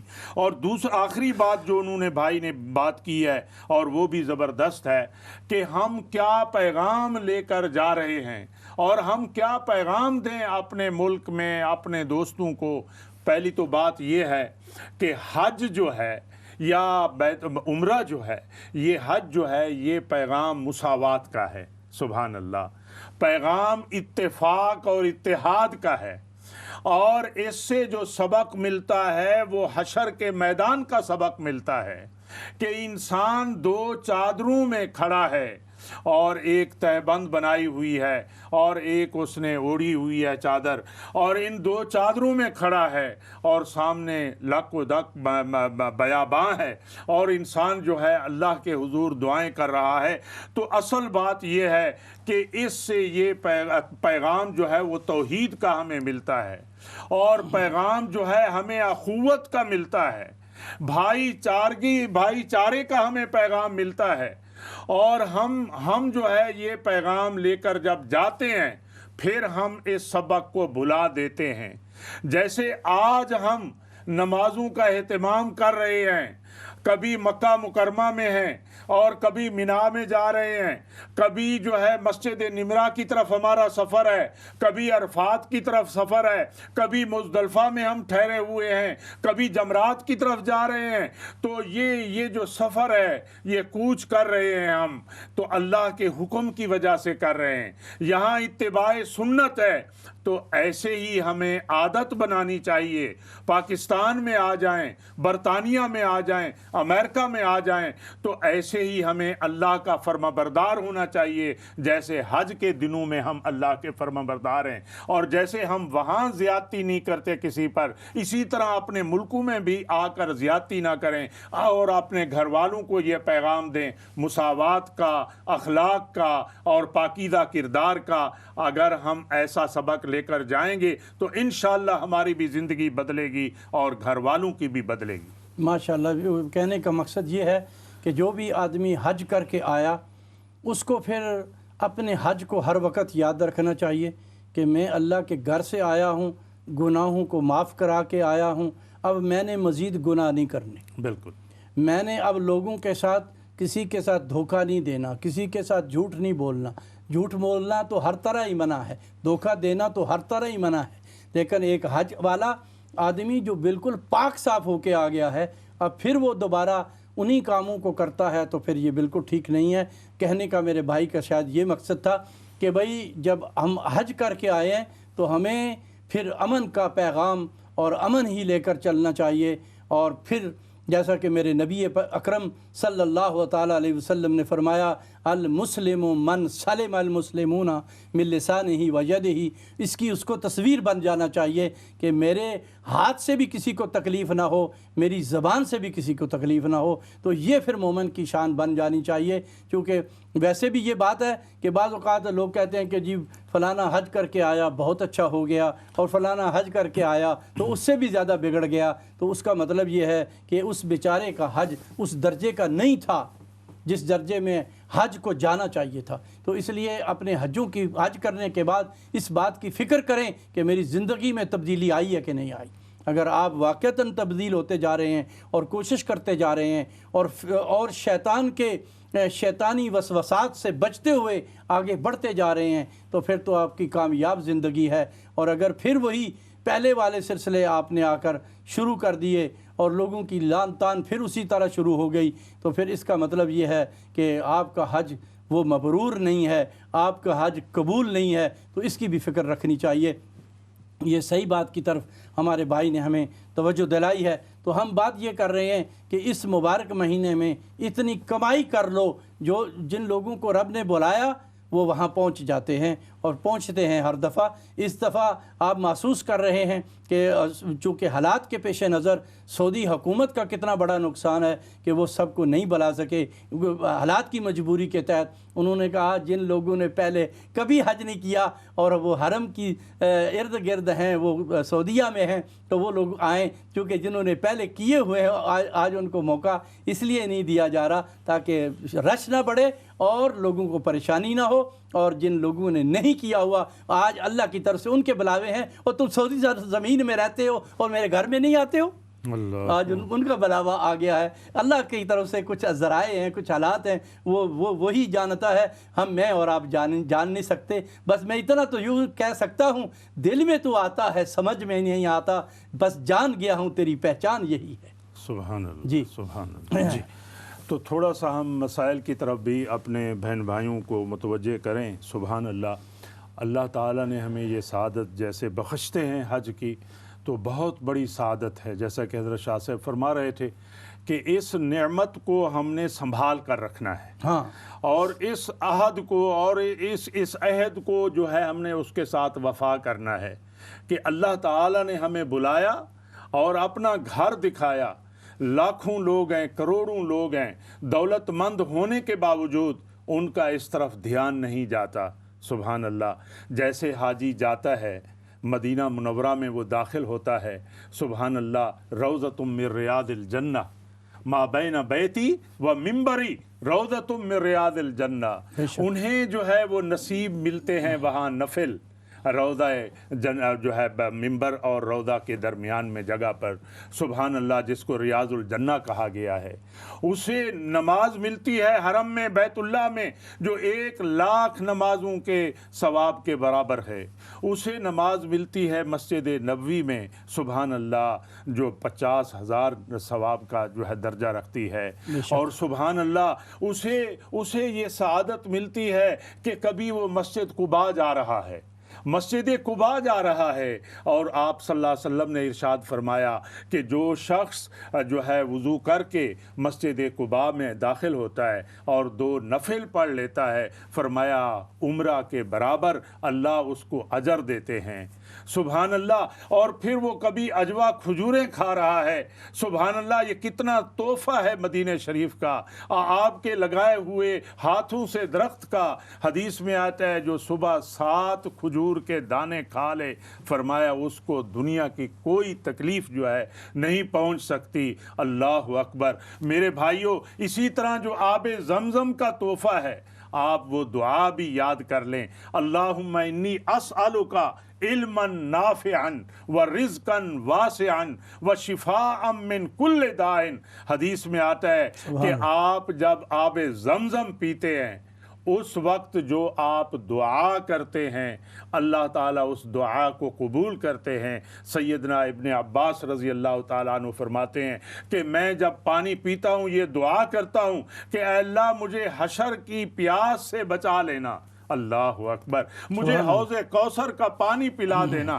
تو کتنے حجاج خوش نصیب ہیں وہاں سیر ہو کر یہ پانی پیتے ہیں اور ماشاءاللہ لے کر بھی آتے ہیں اپنے ملکوں میں۔ تو کون سا مقام ہے جو قابل تعریف نہیں ہے؟ ایک دن کیا 1 مہینہ سال لگے رہیں ہم بیت اللہ کی عظمت نہیں بیان کر سکتے، ہم مسجد نبوی کی شان نہیں بیان کر سکتے۔ بہت خوب، یہ باتیں آپ کو ایمان افروز اس لیے سنائی گئیں کہ جو ارکان اسلام میں 5واں رکن حج ہے اس کی آپ تیاری رکھیں تاکہ اللہ سبحانہ و تعالیٰ کی طرف سے مجھے اور آپ کو بار بار بلاوا آ جائے اور جس سے ہمارے زندگی بھر کے گناہوں کی معافی اور تلافی ہو جائے۔ اور اس کے ساتھ ساتھ جب ہم حج جیسی نعمت کو لیں گے تو پھر رسول اللہ صلی اللہ علیہ وسلم کے روضہ انور پر بھی جائیں گے، جیسے آپ کے سامنے بات یہ کہی گئی کہ روضۃ من ریاض الجنہ، وہ جنت کی کیاری بھی دیکھ لیں گے۔ اور پھر یہ ہے کہ جیسا کہ حدیث شریف میں آتا ہے کہ کوئی اس کائنات کے اندر جتنے بھی اللہ کے گھر ہیں، جتنی بھی مسجدیں ہیں، پہلے تو مسجد نبوی جو ہے وہ بیت اللہ کے ساتھ جڑے گی، اور پھر سعودیہ کی مسجدیں بیت اللہ کے ساتھ جڑیں گی، اور پھر پوری روئے زمین کے اوپر جو مسجدیں ہیں وہ بیت اللہ کے ساتھ جڑیں گی، اور پھر یہ ساری زمین جنت کی زمین ہے۔ تو میرے بھائیوں، اس لیے اس کام کا دھیان رکھیں اور خیال رکھیں اور کوشش کریں اور اللہ سے مانگیں۔ اللہ تبارک و تعالیٰ جو ہے وہ نہ مانگنے والوں سے ناراض ہوتا ہے، مانگنے والوں سے وہ راضی ہوتا ہے۔ اس سے اس کی شان کے مطابق مانگیں، اس سے زیادہ مانگیں، کم نہ مانگیں۔ جیسا کہ حدیث شریف میں آتا ہے، حضرت موسیٰ علیہ السلام نے کہا اے اللہ میری زبان کو اتنا تو کھول دے کہ میری بات لوگوں کو سمجھ آ جائے۔ اور میرے نبی یہ فرما رہے ہیں کہ فضلت علی الانبیاء بست اوتیت بہ جوامع الکلم، اللہ نے مجھے ایسی زبان عطا کی ہے کہ اس سمندر کو کوزے میں بند کر دینا، یہ اللہ نے مجھے شان عطا کر دی ہے۔ تو اللہ تبارک و تعالیٰ سے زیادہ مانگیں، اور اللہ سے مانگنے میں ہماری کمی ہے، اس کے دینے میں کمی نہیں ہے۔ بس یہ پروگرام اختتام کی طرف جا رہا ہے تو ہمیں دعا کرنی ہے کہ یا حنانو یا منانو، اے اللہ سبحانہ و تعالیٰ مجھے اور آپ کو ان دینی باتوں کی پوری سمجھ عطا کر دے، دھیان دے دے، توجہ دے دے، تاکہ ہم ان کو سیکھ کر اپنے رب کو راضی کر سکیں۔ اور اس سے اگر میں نے اور آپ نے اپنے رب کو راضی کر لیا، ہماری دنیا بھی ٹھیک، آخرت بھی ٹھیک۔ اصل بات یہ ہے کہ اللہ سبحانہ و تعالیٰ ہماری دنیا اور آخرت کو ٹھیک کر دیں۔ تو اس دینی باتوں کی ہمیں سمجھ دے دیں اور عمل کی ہمیں پوری توفیق عطا کر دیں۔ جب ہمیں یہ توفیق مل گئی تو ہم کامیاب ہو گئے دنیا میں بھی اور آخرت میں بھی۔ وآخر دعوانا الحمد للہ رب العالمین۔ لبیک اللہم لبیک، لبیک لا شریک لک لبیک، ان الحمد والنعمت لک والملک لا شريك لك. لبيك اللهم لبيك لبيك لا شريك لك لبيك إن الحمد والنعمة لك والملك لا شريك لك لبيك اللهم لبيك لبيك لا شريك لك لبيك لبيك اللهم لبيك لبيك لا شريك لك لبيك إن الحمد والنعمة لك والملك